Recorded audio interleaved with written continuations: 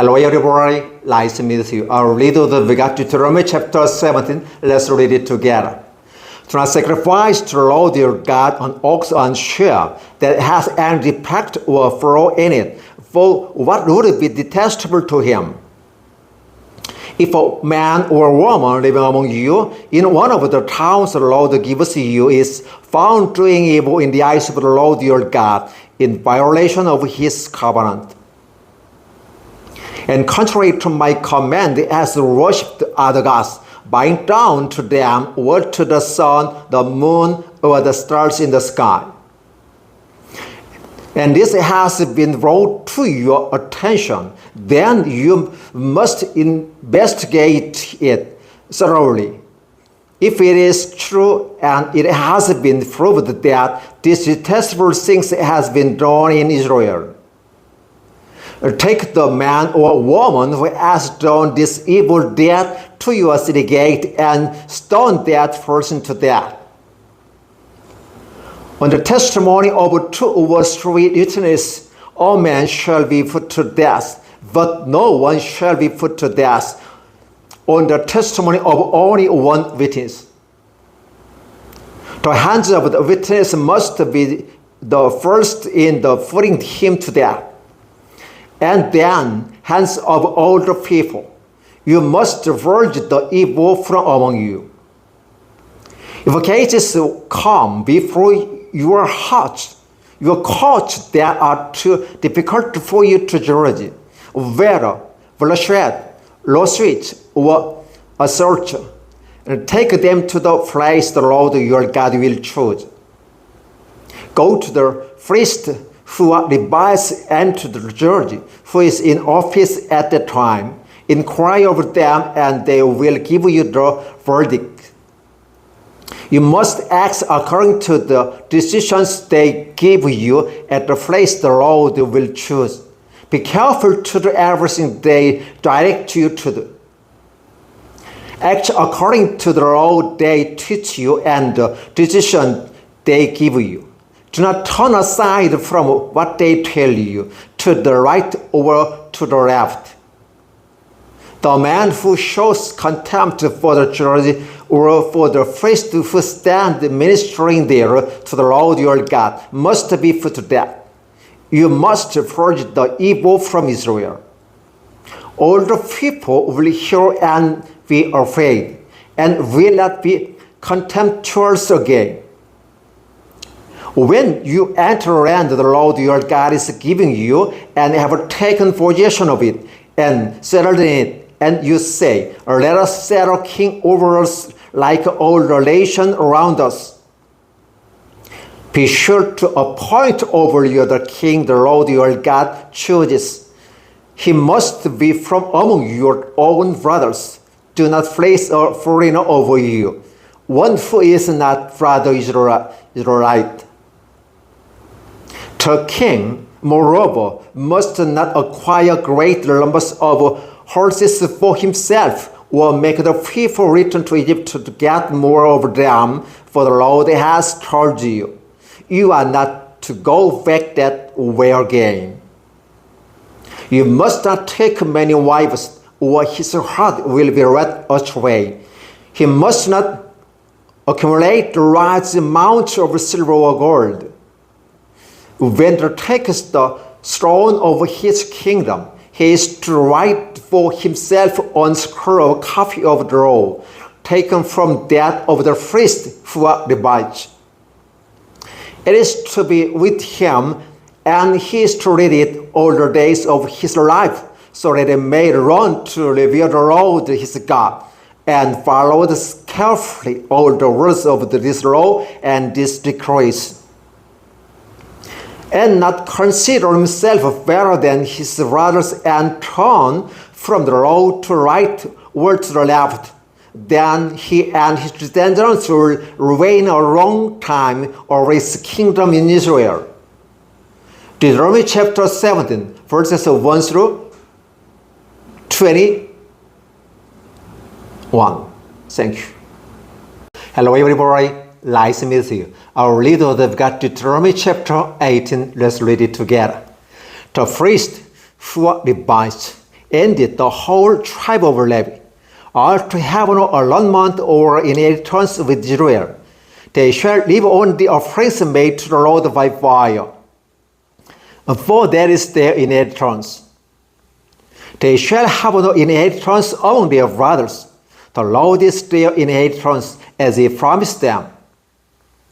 This is the shield to the priest from the people for the sacrifice of bull or a sheep, the shoulder, the jowls, and the inner parts. You are to give them the first fruit of your grain, drink wine and oil, and the first wool from the shearing of your sheep. For the Lord your God has chosen them and their descendants out of all your tribes to stand and minister in the Lord's names or race. If a Levite moves from one of your towns anywhere in Israel where he is living, and comes in all earnestness to the place the Lord will choose, he may minister in the name of the Lord his God, like all his fellow Levites who serve there in the presence of the Lord. He is to share equally in their benefits, even though he has received the money from the sale of family possessions. When you enter the land the Lord your God is giving you, do not run to imitate the detestable ways of the nation there. Let no one be found among you who sacrifice his son or daughter in the fire, who practice divination or sorcery, interpret omens, engages in witchcraft, or cast spells, or who is medium or spiritist, or to consult the dead. Anyone who does these things is distasteful to the Lord, and because of this distasteful practice, the Lord your God will drive out those nations before you. You must be blameless before the Lord your God. The nations you will be dispossessed listen to those who practice sorcery or divination. But as for you, the Lord your God has not permitted you to do so. The Lord your God will raise up for you a prophet like me from among your own brothers. You must listen to him. For this is what you asked of the Lord your God at Horeb on the day of assembly, when you said, let us not hear the voice of the Lord our God, nor see this great fire anymore, or we will die. The Lord said to me, what they say is good. I will raise up for them a prophet like you from among their brothers. I will put my words in his mouth, and he will tell them everything I commanded him. If anyone does not listen to my words that the prophet speaks in my name, I myself will call him to account. For a prophet who presumes to speak in my name anything I have not indeed commanded him to say, or a prophet who speaks in name of our gods must be put to death. You may say to yourselves, how can we know when a message has not been spoken by the law? If what a prophet proclaims in the name of the Lord does not take place or come true, that is a message the Lord has not spoken. That prophet has spoken presumptuously. Do not be afraid of him. Deuteronomy chapter 18, verses 1 through 22. Thank you. Hello everybody, nice to meet you. Our leader of Deuteronomy chapter 19, let's read it together. When the Lord your God has destroyed the nations whose land he is giving you, and when you have driven them out and settled in their towns and houses, and then set aside for yourselves 3 cities centrally located in the land the Lord your God is giving you to possess. Build roads to them and divide it into 3 parts of the land the Lord your God is giving you as an inheritance, so that anyone who kills a man may flee there. This is the rule concerning the man who kills another and flees there to save his life. One who kills his neighbor unintentionally without malice or forethought. For instance, a man may go into the forest with his neighbor to cut wood, and as he swings his axe to fell a tree, a head may fly off and hit his neighbor and kill him. Then man may flee to one of these cities and save his life. Otherwise, the avenger of blood might pursue him in a rage, overtake him if the distance is too great, and kill him even though he is not deserving of death, since he did it to his neighbor without the malice of forethought. This is why I command you to set aside for yourselves 3 cities. If the Lord your God enlarges your territory, as he promised on oath to your forefathers, and give you the whole land he promised them. Because you carefully follow all these laws, I command you today to love the Lord your God and to walk always in his way. Then you are to set aside 3 more cities. To this so the innocent blood will not be shed in your land, which the Lord your God is giving you as your inheritance, and so that you will not be guilty of bloodshed. But if a man hates his neighbor and lies in wait for him, assaults and kills him, and then flees to one of these cities, the elders of his town shall send for him, bring him back from the city, and hand him over to the avenger of blood to die. Show him no pity. You must purge from Israel the guilt of shedding innocent blood, so that it may go well with you. Do not move your labor's boundary stone set up by your predecessors in the inheritance you receive in the land the Lord your God is giving you to possess. One witness is not enough to convict a man accused of any crime or offense he may have committed. A matter must be established by the testimony of 2 or 3 witnesses. If a malicious witness talks the stand to accuse a man of a crime, the 2 men involved in the dispute must stand in the presence of the Lord before the priest and the judges who are in office at the time. The judges must make a thorough investigation, and if the witness proved to be a liar, giving false testimony against his brother, then do to him as he intended to do to his brother. You must purge the evil from among you. The rest of the people will hear of this and be afraid, and never again will such an evil things be done among you. Show no pity, life for life, eye for eye, tooth for tooth, hand for hand, tooth for foot. Deuteronomy chapter 19 verses 1 through 21. Thank you. Hello everybody, Laismith, our leader of God, Deuteronomy chapter 20. Let's read it together. When you go to war against your enemies and see horses and chariots and an army greater than yours, do not be afraid of them, because the Lord your God, who brought you up out of Egypt, will be with you.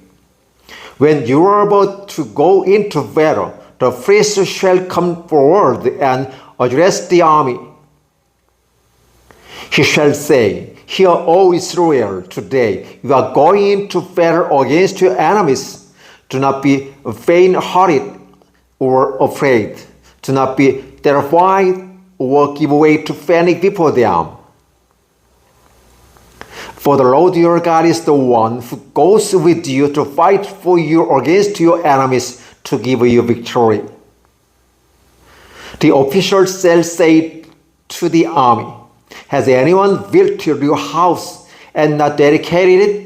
Or let him go home, or he may die in battle, and someone else may dedicate it. Has anyone planted a vineyard and not begun to enjoy it? Let him go home, or he may die in battle, and someone else enjoy it. Has anyone become pledged to a woman and not married her? Let him go home, or he may die in battle, and someone else marry her.